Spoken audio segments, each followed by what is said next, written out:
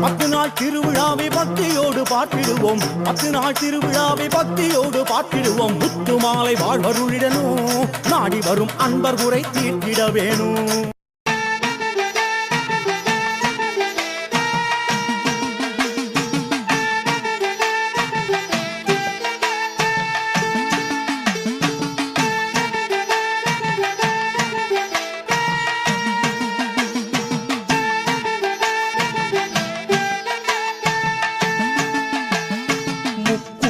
தேவியே சரணம்